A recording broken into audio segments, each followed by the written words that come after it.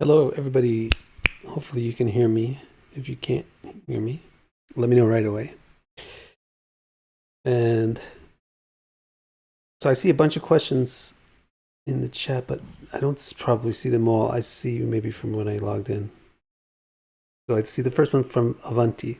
I asked myself if you moved to Japan because you foresaw that the U.S. would change in such a terrible way. Um, my wife foresaw that, not me. That was one of the reasons. High lucidity. Dawn says, my question is about Sun versus Saturn. Both create boundaries. But could you say the Sun sets boundaries through a more inspired, truthful energy, and Saturn sets boundaries through a fearful energy? Just think about the type of boundary that you're talking about. So what the Sun does, for example, it's huge. The Sun is huge. Sits in the middle of everything and holds everything in place by its gravity. So because of the sun's gravity, Mercury has a particular orbit, Venus has a particular orbit, Earth has a particular orbit. So this is why in symbolism, the sun represents people that are like that. Let me just make sure my audio is okay. Hey, Jonathan. This is why in the symbolism, the sun represents people or things that are like that. So in that sense, the sun is setting boundaries, it's setting limits, it's making rules, establishing laws. So now compare that to Saturn. Saturn is not doing any of that at all. Not a big, huge gravitational force that's holding other things in place. But Saturn is very dim and very slow. Physically speaking, when you look at it in the sky, it's very dim and very slow. And that's why in the symbolism, some of the things that it represents include weakness and handicap. It's slow, it limps along. And so that's the kind of limitation that Saturn has to deal with. The sun's limitation is this is what you should do to cooperate with the whole system. Like the way that a king or a government sets up the rules, or a boss sets up the rules. How everybody's going to work with each other and what everybody's role is. Saturn is not doing that. That's not at all what Saturn does. What Saturn is saying is you can only go this fast. You can only be this strong. You can only be this smart, etc. Those are your limits, that kind of limit. So it's a different type of limit.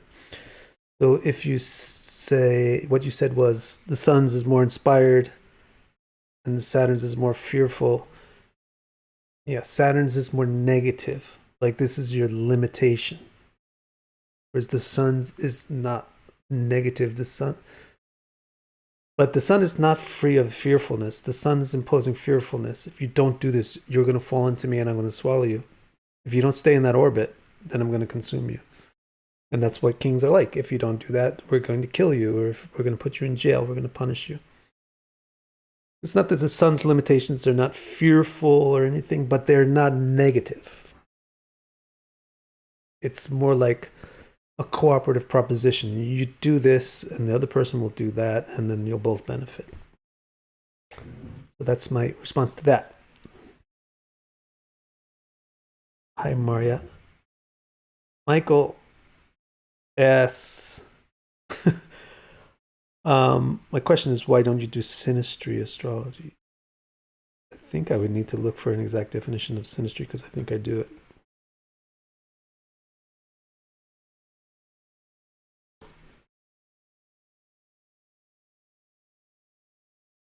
Probably some highly specific technique, so let me just check it.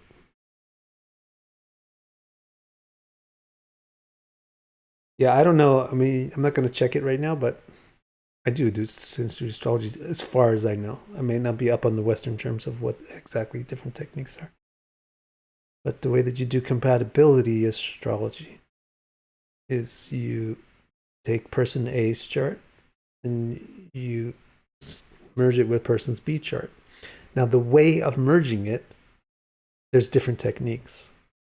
Maybe what synastry refers to is finding midpoints between the things. So, for example, you would say let's say in a married couple, the husband's sun is here at 10 degrees Taurus and the wife's sun is at 0 degrees Gemini. So the synastric sun of this couple is at this midpoint between it, like let's say 20 degrees Taurus. So if the sun of this couple is at 20 degrees Taurus. I don't do that technique. But what I do and what I call synastry, I don't know if it is accurate or not to say that, to use that term, but what I do is the husband's sun is at 10 degrees Taurus, the wife's sun is at 0 degrees Gemini. They're in a 12-2 relationship. They're 12 or 2 signs from each other, and then that becomes interpreted. So it's based on the primary geometries of trines and squares and sextiles and things like that. 212, 311. That's what I do because that's what I like. This makes more sense to me. A young woman named Hope asked, are yogas that appear in the sun and moon charts but not in the Rashi as important as those that manifest in the Rashi? No, they're not. Because the sun and moon charts are not as important as, by the Rashi, you mean the ascendant-based chart. However, the yoga which appears in the ascendant-based chart and also appears, or there's something very similar to it in a moon-based chart or a sun-based chart, is very, very strong. And it's not that a yoga which is in the moon's chart but not in the ascendant chart is non-existent. It is existent, but it would have been stronger if it was also in the ascendant chart. So if there's a very strong yoga in the moon chart, it can still be felt. But it's not as important as if it was in the Rashi, the ascendant chart. Cosmic Goat, Chinmay, Vanti, Vana, hello. Now I came up to, I got one of the YouTube, what do they call it?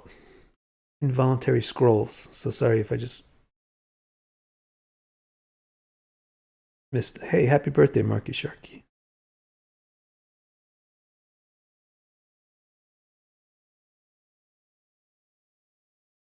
Here, Madhusha says, I think, what are your thoughts on a lagna at almost 29 degrees? Would that person eventually and mostly embody the qualities, attributes of the next sign since they are born at the tail end of the sign? No. For example, Donald Trump. No, they're still in the sign that they're in. So why would you say that they're in the next sign? I wouldn't say that. If you're getting so close to the border that you can't tell what side of the border it's on, then you have a problem. Then you might, if it's at 0 degrees, literally at 30 degrees, then the person is blurry which sign they're in. But if it's at 29 degrees, it's still in its sign. The more important thing with the degree of the lagna, the degree of the ascendant, is to see where the degree of everything else is. In the charts where the degrees of things are similar, then the person becomes A, very strong and influential, and B, kind of very archetypical usually. So for example, if you have a 29 degree Leo ascendant and a 29 something, the sun is at 29 degrees somewhere else, Cancer, and the moon is at 29 degrees somewhere else, Pisces, and this person becomes very archetypical of those placements because they're the geometry of the things are the planets are going to be strongly influencing each other, so this chart becomes very strong. Strong has these two implications. One is that this person becomes more noticeable compared to the average person, and the other is that the symbolisms themselves become more strongly expressible.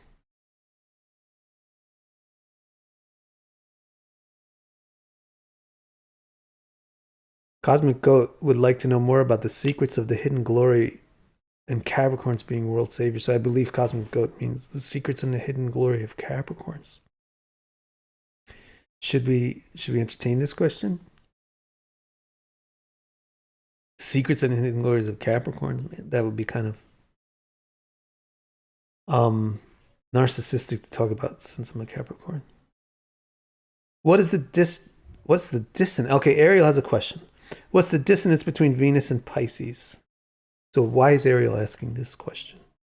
Why is he assuming that there's a dissonance between Venus and Pisces? Because Ariel probably deserves a good thank you, because Ariel probably watches a lot of my videos and takes them seriously.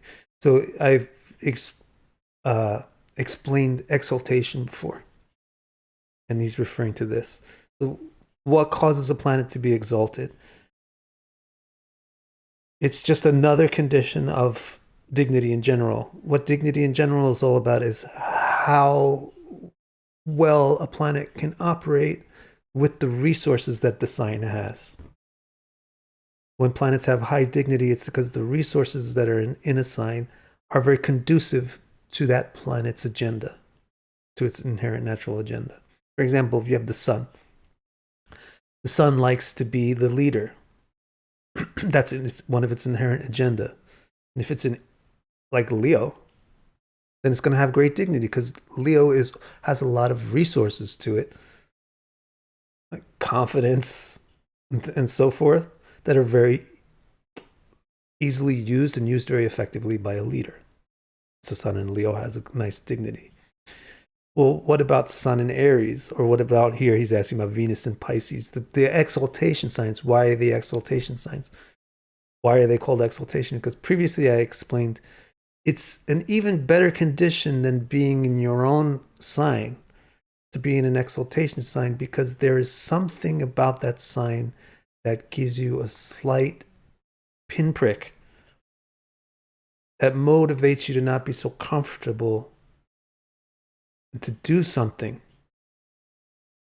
But it's not an overwhelming discomfort like a depression sign or a debilitation sign or the fall sign, like say Venus in Virgo. It's overwhelming. It's too much challenge from the environment of Virgo. All this practicality, all this prudence, all this caution, it's too overwhelming for Venus. But of course, you can notice Venus's debilitation is not that severe, because it's not that severely overwhelming. So he's asking, what is it about Pisces? Since Venus is exalted in Pisces, then going by my explanation of what makes a planet exalted, there must be something about Pisces which is not comfortable to Venus. And actually, it's quite easy to answer this question. It's because it's ruled by Jupiter. As Pisces is ruled by Jupiter, it has a moralism to it.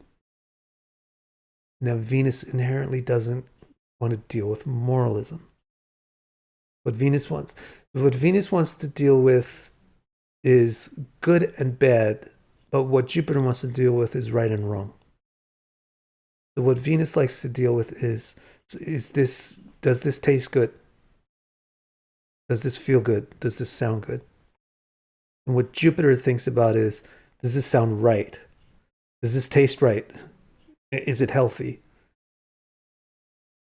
And so forth. So that kind of is a pinprick to Venus, because Venus wants to enjoy.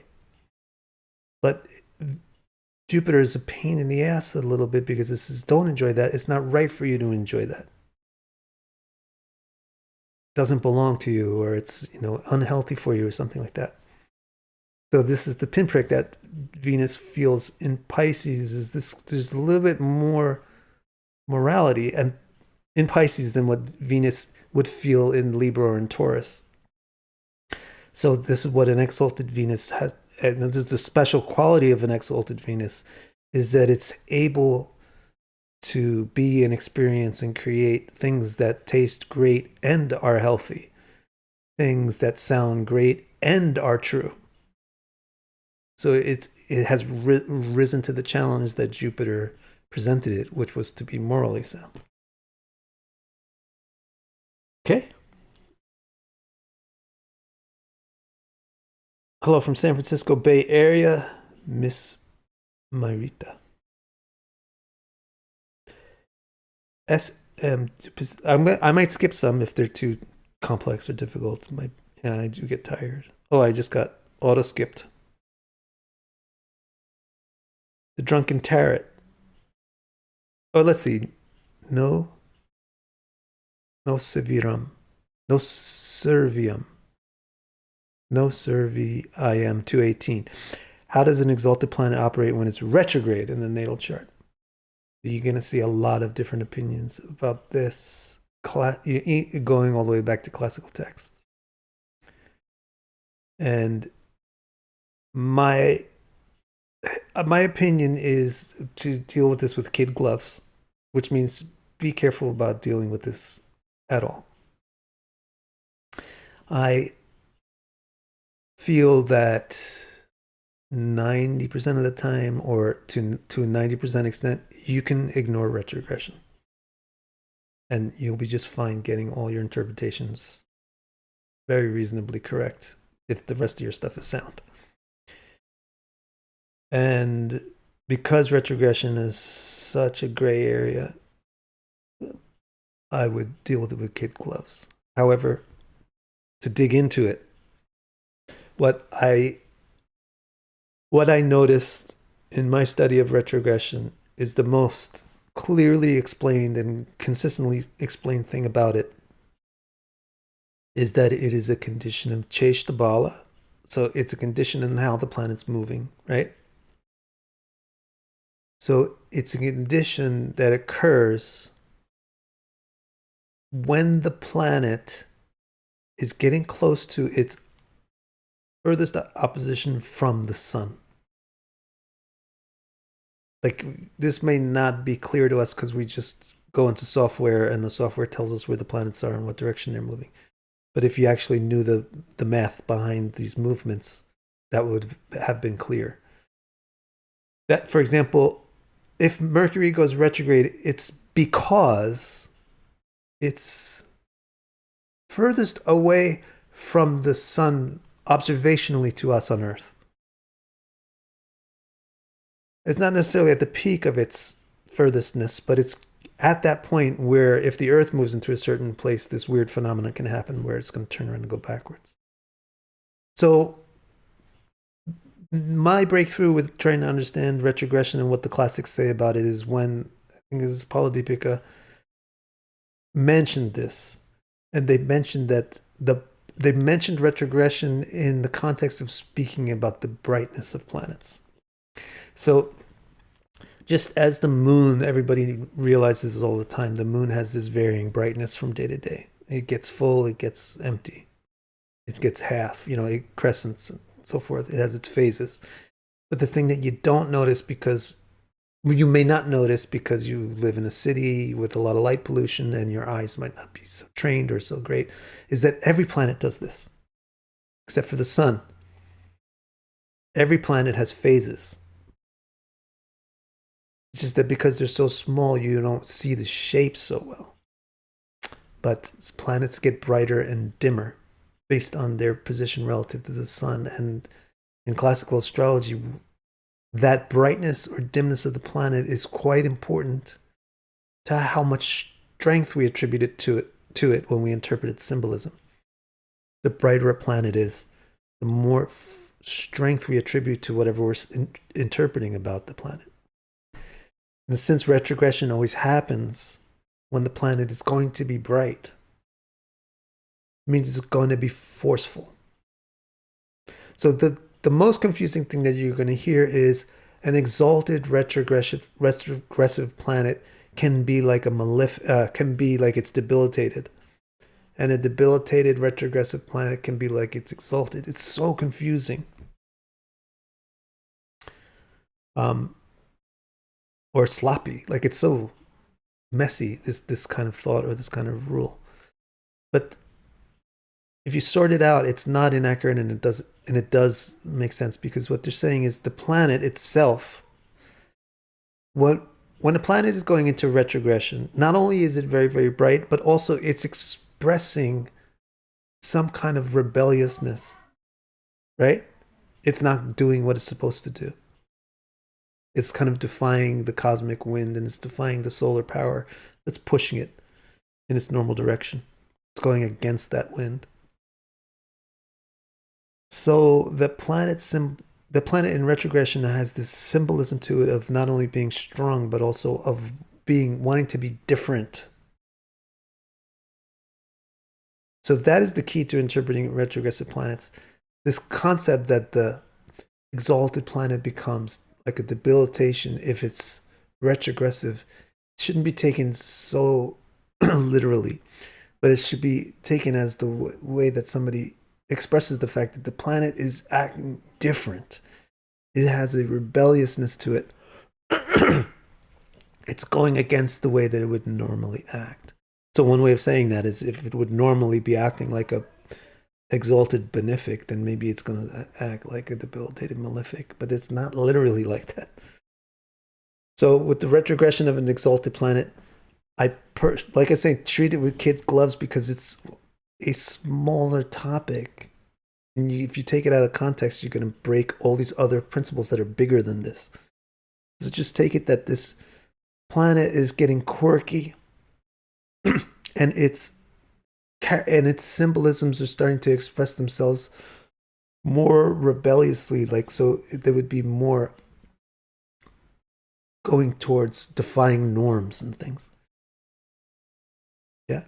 So like if you have an exalted planet, you usually think this planet is indicating this area where this person is getting along really well with the world and the way things work and the way things are flowing. But if it's retrogressive, it's not that the planet's not exalted anymore, but it's not indicating that they get along well with everybody else. They, fit in really easy. They're still exalted in this category of what this planet symbolizes, but it's making them kind of stand out and be different. So look at it that way.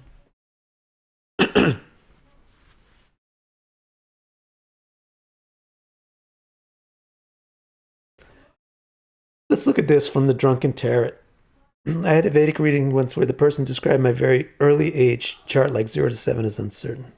I cannot remember the exact type of condition it was. Any ideas? Could have been you had a difficult dasha at that point. Could have been you had difficult planets in the 4th house. SM. Oh, sorry, SM. The thing is, when I touch the scroll button, it scrolls down to the bottom immediately. Hi, Nim Lord. Hi. Pratik.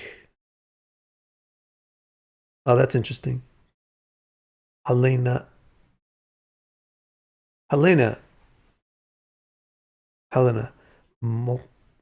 Mokhtarian. Can you also create a video about the symbolism of planets in meditation? For example, what does it mean if you see a particular planet during your meditations session? Why, I would say I might not make a video about that, because I wouldn't know if I could, make enough content on that, because I think the simple thing is the symbolism of that planet must therefore be significant. You should pay attention to that symbolism. Mr. X, for some reason, has a special mark. What happens when Saturn is debilitated? Wait. Can't. What happens when Saturn is debilitated in the 4th house and Mars is debilitated in the 7th house for a Capricorn ascendant? That's really difficult to answer. It's so specific.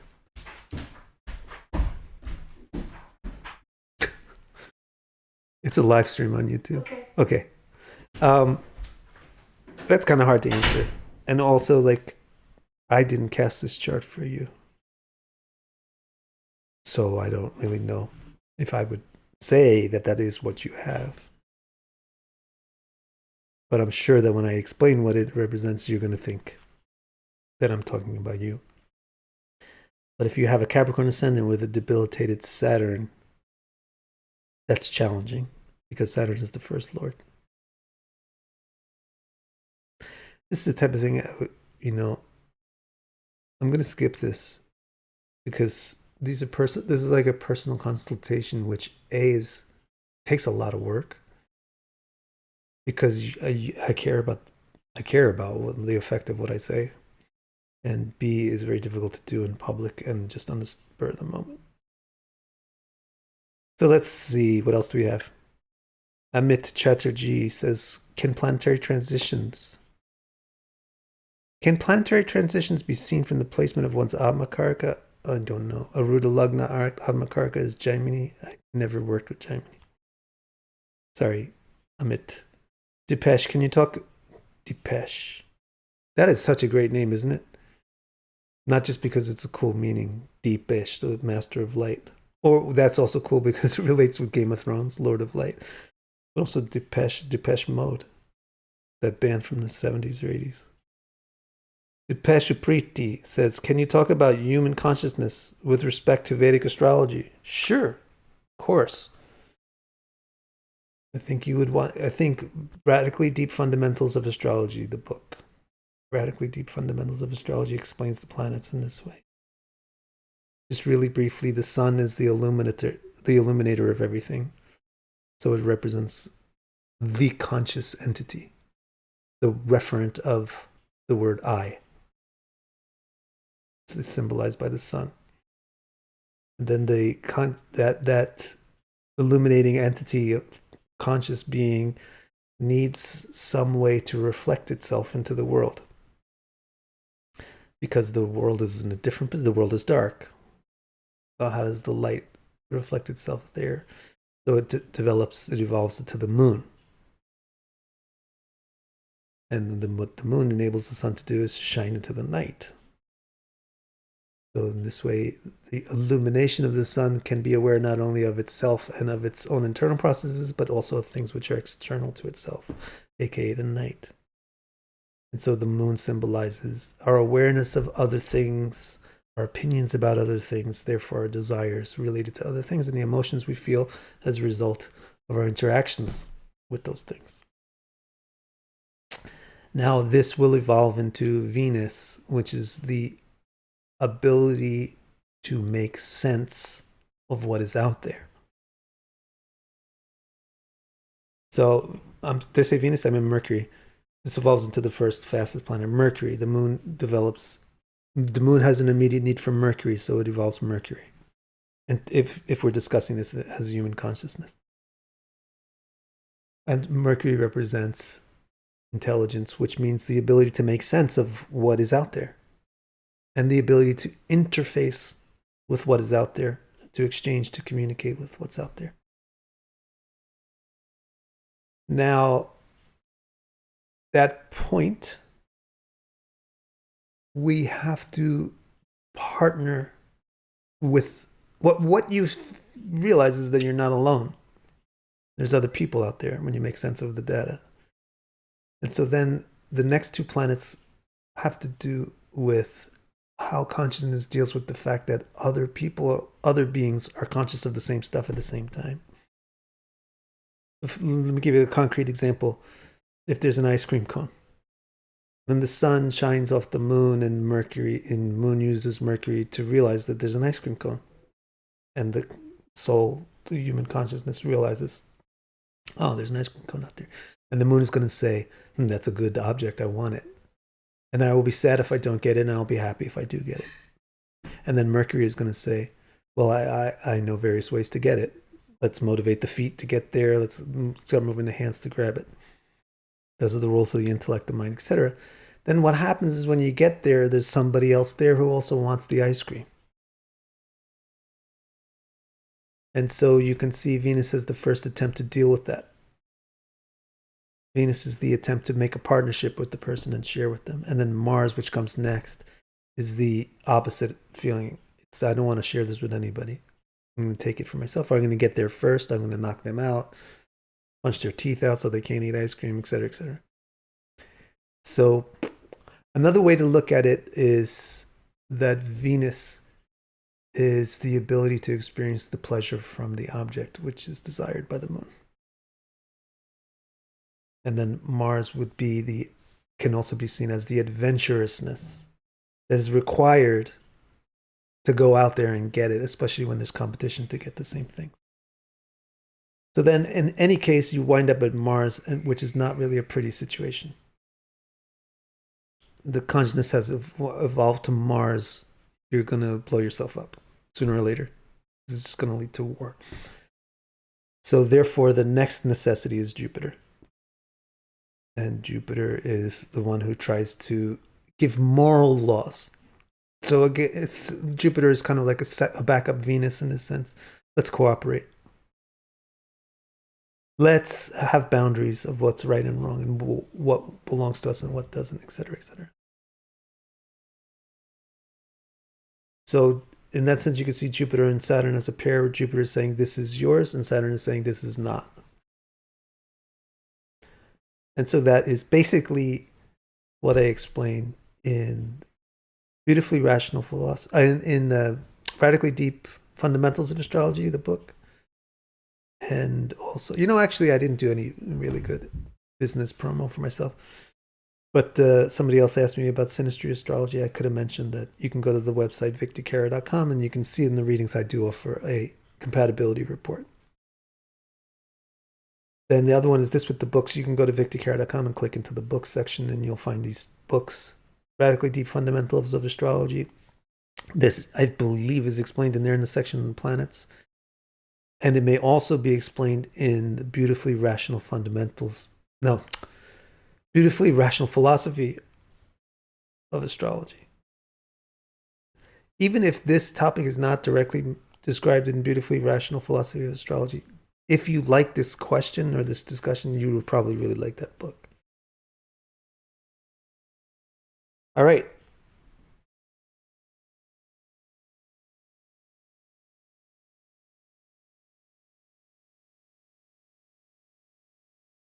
If someone has a destiny of, Chinmoy Bhagwat asks,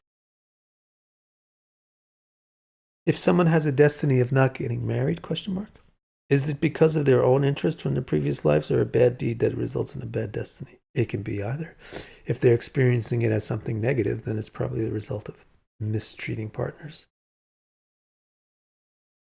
If it is something that they feel comfortable with or empowered by or happy that they're not getting married, then it's probably the result of their own positive things from the past life.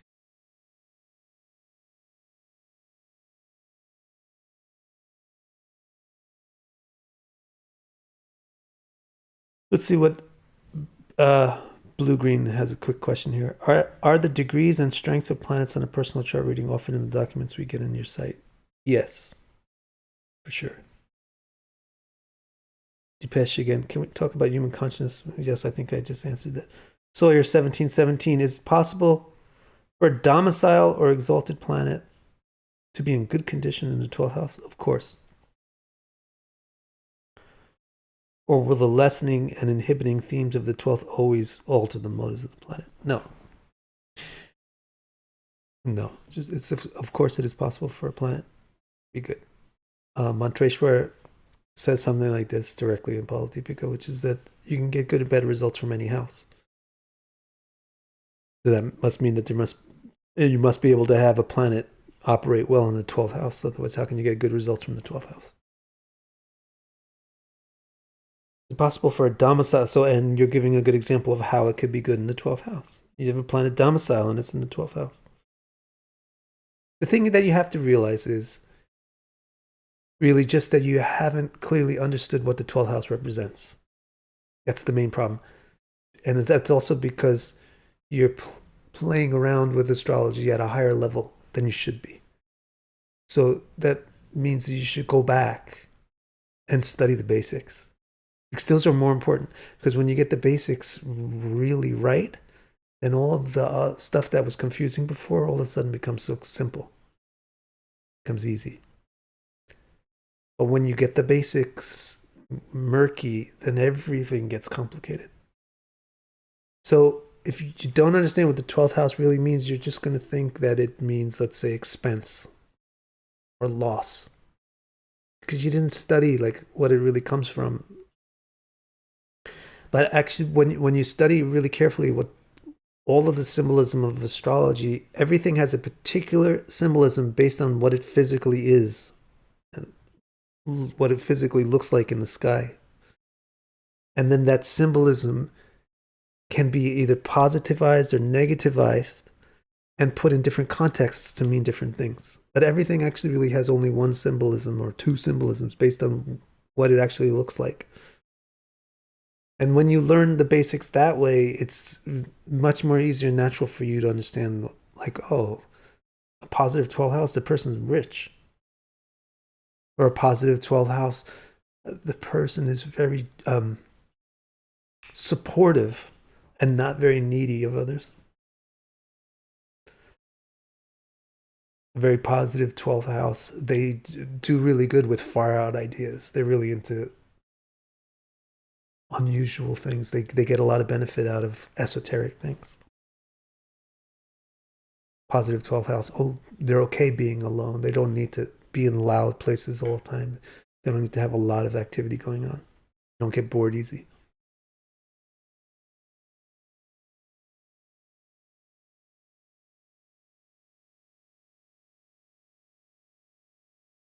Dunder Miffin says, I've seen positive 12th houses of athletes who benefit from others losing to them. That's interesting. And then Peonies and Parrots says, 12th house Venus and Taurus, great. And actually, if you remember the Venus in the houses treatment in Politipica, which we did on one live stream, Venus is surprisingly good in the 12th house in Politipica's estimation.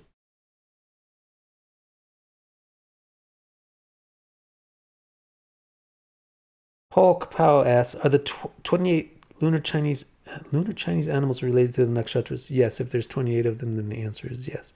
And also the 12 Chinese animals are related to the 12 zodiac signs. But the exactness of how they're related, I mean, obviously it's the same entities, it's the same fields. 28 fields is obviously the lunar daily motion, and 12 fields is obviously the solar monthly motion.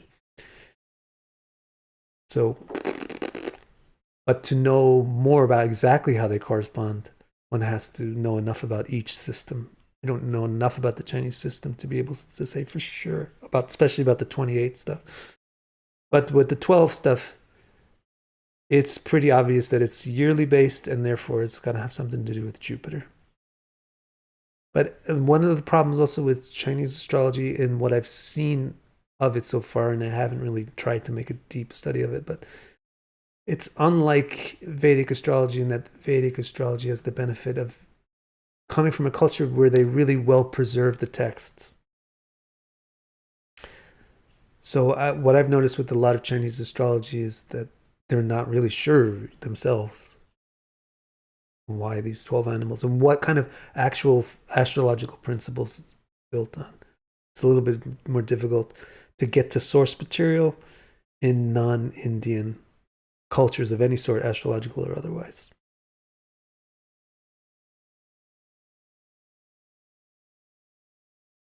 But those, there's very useful, those animals, that animal system.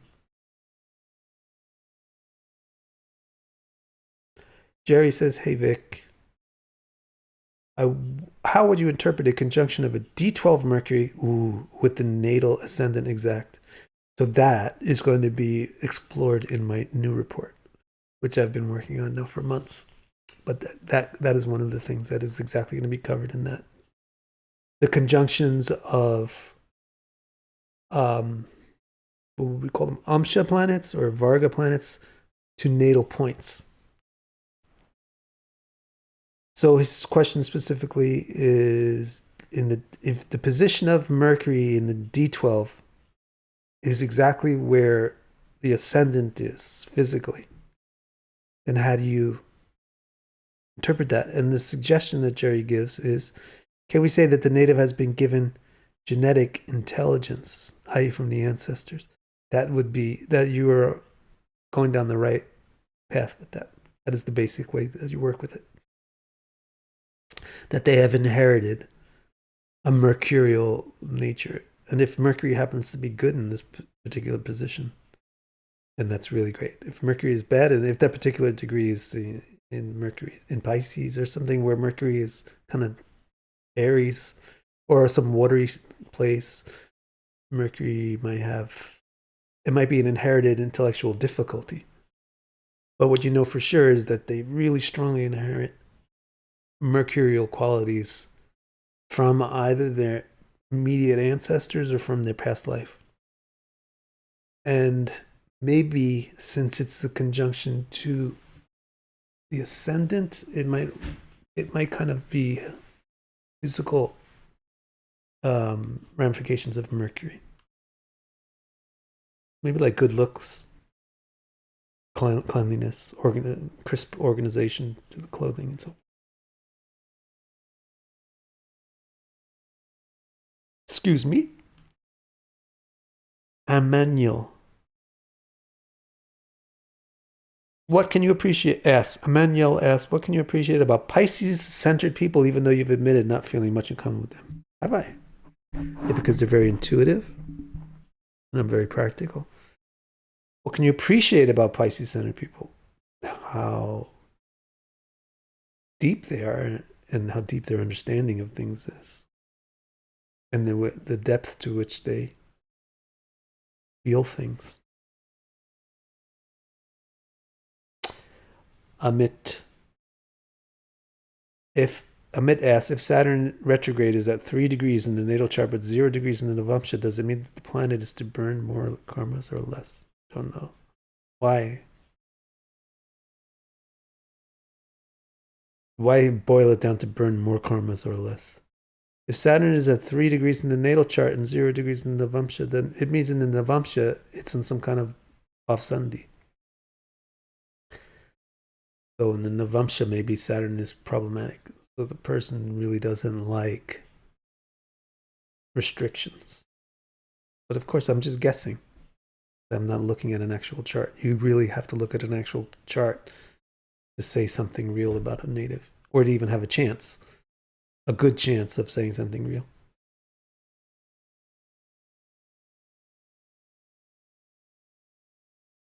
Jekyll is a sheep. My second son is a sheep. I get along well with sheep because I'm a dog.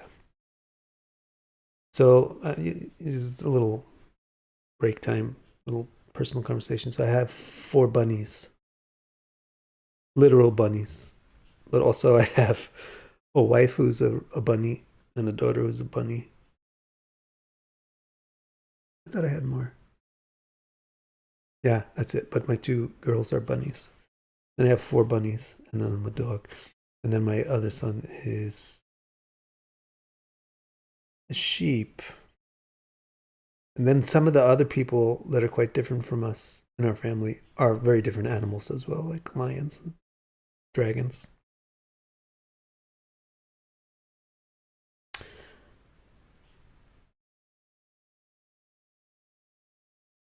Let's see what else we got here. I'm just attracted to this name with Swasti. Munsik.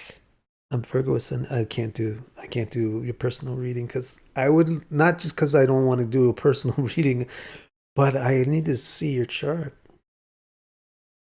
Miss Maitra, thoughts on Jeshta Saturn? Oh, the I would need to prepare that one.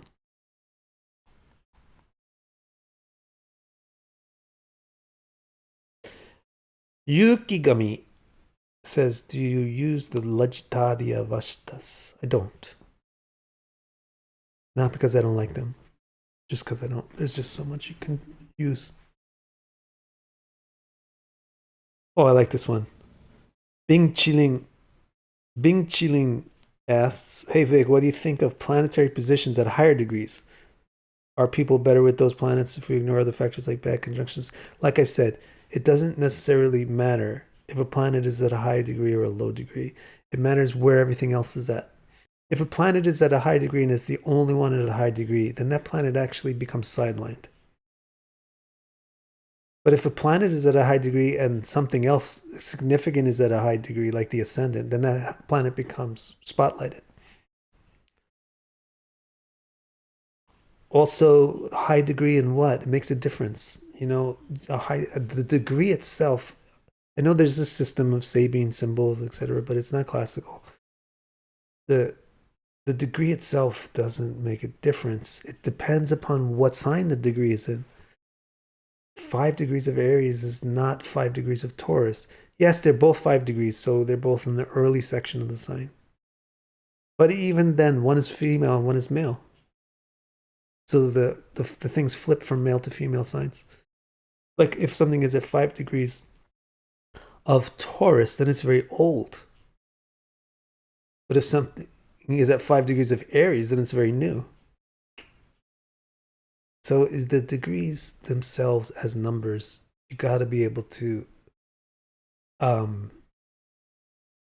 gestalt, like think about more than just that at a time. You have to think about the degree in this particular sign. And then the main use of a degree is to figure out what the amshas are. And the amshas will be completely different depending on what sign it's in. And then the simplest thing for you to do, the simplest thing to improve that you could do to improve your use of degrees themselves is just to look at all of the degrees on a chart. And you don't have a particular preference for any particular number, but you have a preference for the numbers being similar. If you want to just think about numbers, that's the most effective way to do it. And give the number of the ascendant particular importance. If things are similar to the number of the degree that the ascendant has, then this chart is more spotlighting everything in it.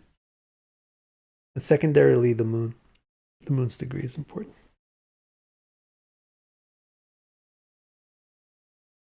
Let's see. PB says, can you share your view of a yogic interpretation of a chart? The solar and lunar halves are clearly pleasant. If I knew what you meant, I might be able to respond, but unfortunately, I don't know what you mean.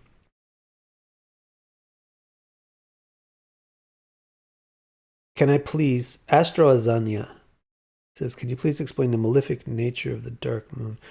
Can I refer you to a video, please? So I did a video called, what was it, 8? Some number of biggest mistakes about benefics and malefics. If you just Google biggest mistakes, benefics, malefics, and then Victicara, and you'll definitely get a link right away to that exact video. So the moon is not really accurate or advantageous for us to think of the moon as either a benefic or a malefic. There's actually 2 benefics and there's 2 malefics. Venus and Jupiter are benefics, and Saturn and Mars are malefics. And that's it. We shouldn't have to think that all the planets have to be categorized into benefics and malefics. The other planets are somewhere else. Like that categorization doesn't fit them as well. So moon, for example, it's just the moon. It's neither benefic nor malefic. And if it's bright, then it's very strong, and the things that it symbolizes, like mind, become very easily expressible. So a big, bright moon has a lot of ability to express, and a dark moon doesn't have the ability to express, but has more ability to introspect. The bright moon might not have that ability to introspect, and the half moon might be able to do both. So you're better off not forcing planets like Moon, Mercury, Sun, nodes into this mold of benefic and malefic, and just think of them in their own right. Nori asks, do you think oppositions in synastry can work? Yes. So again, do a little business plug. victorcara.com.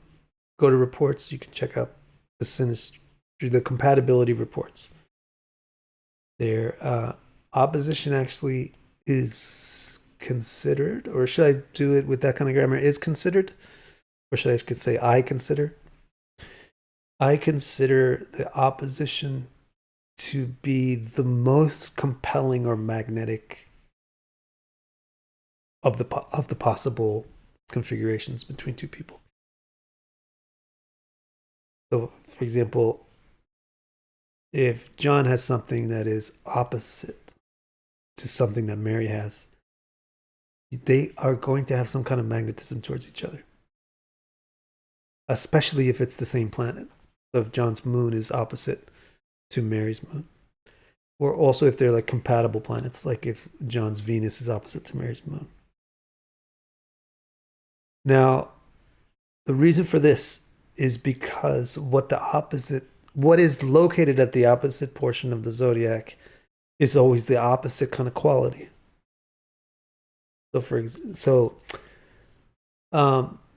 it's not. There's always one thing which binds them together, which is the modality, the quadruplicity. But the rest of the things are always opposite. So what happens is the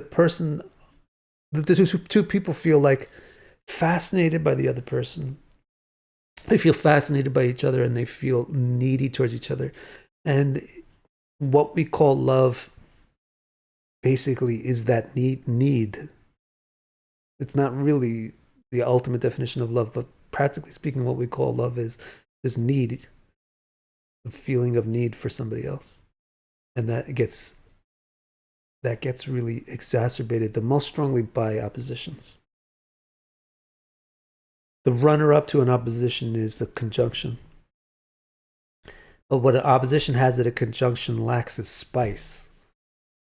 What conjunction is a little bit more predictable and boring than an opposition. People will still get along great with an opposition, but it's not that kind of magnetism. And then the runner-up to the conjunction is a trine, which is just where these people support each other naturally. The way that their waves interact with each other is amplifying. They support each other.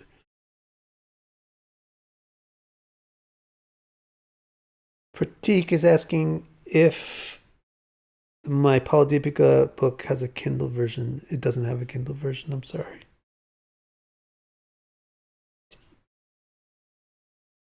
Smash Rockwell asks, do you think the house or the sign that a planet is in has more impact?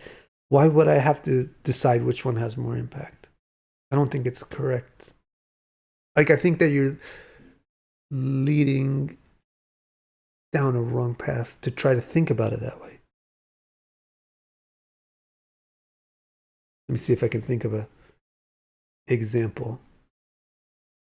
I can't think of a good example right now, so just take me at face value. Take it from me. If you're asking if the sign or the house is more important, then you're forcing yourself to get a misconception.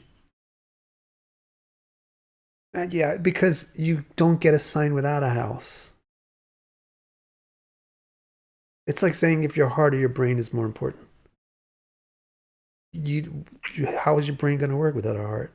And how is your heart going to work without a brain? So it's not really, you shouldn't be trying to figure out which one is more important than the other one because you want to be economical and just get one or just think about one. But what's more important is to figure out how the sign and the house work. The most efficient way to deal with this is that the sign is going to make the planet either frustrated or empowered. And then the house is going to be where that frustration or that empowerment takes place. What it affects, what it impacts, what it interacts with. So when planets are in signs that have good dignity, then they feel more empowered. And when they're in signs of lesser dignity, then they were more frustrated. So say a planet in the fourth, say Saturn in the fourth house if it's in a good sign, if it's in a sign that's giving it a lot of empowerment, then you're going to read you're going to read the symbolism of Saturn in the fourth house positively. The person's homes endure. They have their emotions are very reliable and steady. They're very practical about their feelings. They own a lot of land. They own land. Whereas if you have Saturn in negative dignity in the fourth house, their houses fall apart. They're very stupid. They make mistakes, emotional mistakes. That's the most efficient way to do it. Okay? So you don't even have to mess with all this kind of like separately interpret the planet in the sign and then separately interpret the planet in the house. Easiest way to do it is just use the planet's dignity in the sign, and then apply that to the house. Let that inform your interpretation of the planet in the house. That, by the way, is the mechanics behind how interpretations are going to work in the report that I'm working on now, the new report that's coming up.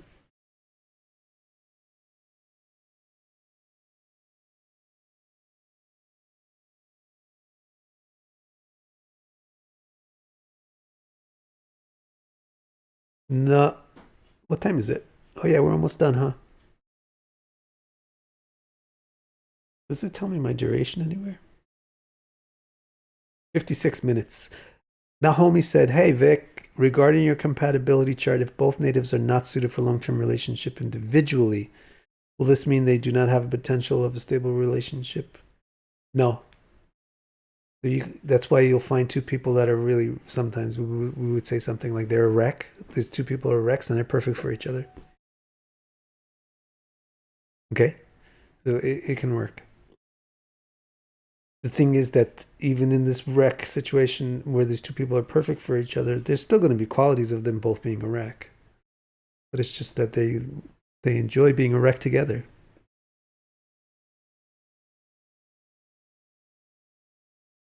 Chinmay says, "Isn't the Lord of the house more important than the sign the planet is in?" Montreshwar himself gives an example of a good marriage where he says having Mars and Saturn in Cancer. Isn't the Lord of the house more important than the sign the planet is in? It's not more important, but it's quite important. So in other words, a planet in a particular sign. So let's say Saturn is in Aries, so it's debilitated. Oh, it's terrible. But let's say Mars is exalted. Then that Saturn is going to benefit from that. That's just to give you an example of what Chinmay is asking about. And how I would deal with this. With Montreshwar's explanation, it's interesting to debilitate Mars and Saturn and put it in the seventh house. If this is true, I don't remember reading this, but if you're being accurate, and it seems like what he's saying is you're weakening the negativity and you're weakening fights.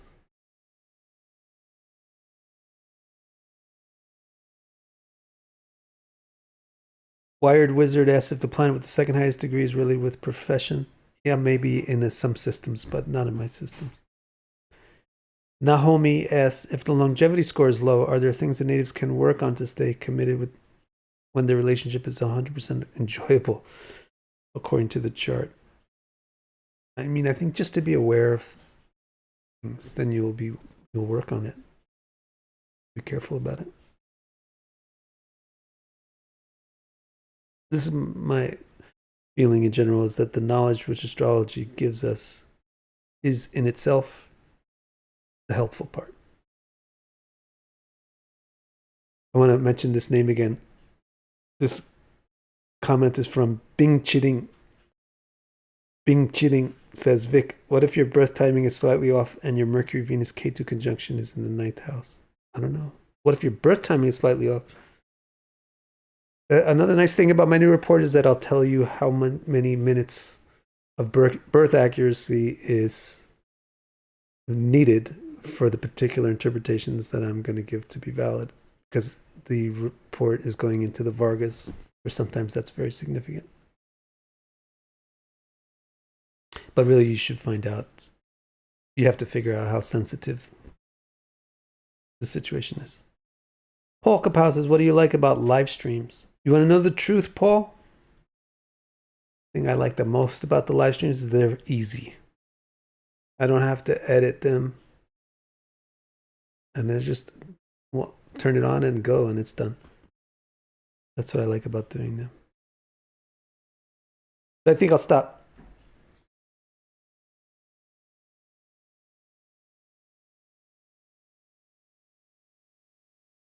Wait, quickly. This question looks like it deserves high Vedic health. Wired Wizards Realm says, I wanted to ask about dasha, if they are tropical or sidereal. Well, it depends on your dasha, on the type of dasha. Generally, when people say dasha, they mean Vimshotri Nakshatra dasha. If that word nakshatra is there in the dasha system, then it's going to be based on nakshatras. And nakshatras are stars. Stars are sidereous, therefore they're sidereal. So nakshatras are sidereal. And if your nakshatra system that you're using is based on some position in a nakshatra, then clearly it's going to be sidereal. Okay? If you just try to practice it, do it, then you'll see that there's no other way it could be. I mean, you just do the math. Like, Chinmay says, please start Bhagavatam streams, Vic. Yeah, I know. I got to get out of this trench that I'm in with this 21st chapter. Angela says, for decades, I was an equal house gal, but now I'm whole science. It works so much better. I appreciate that. I support whole science. Alrighty. Thank you very much, everybody. I'll see you next week.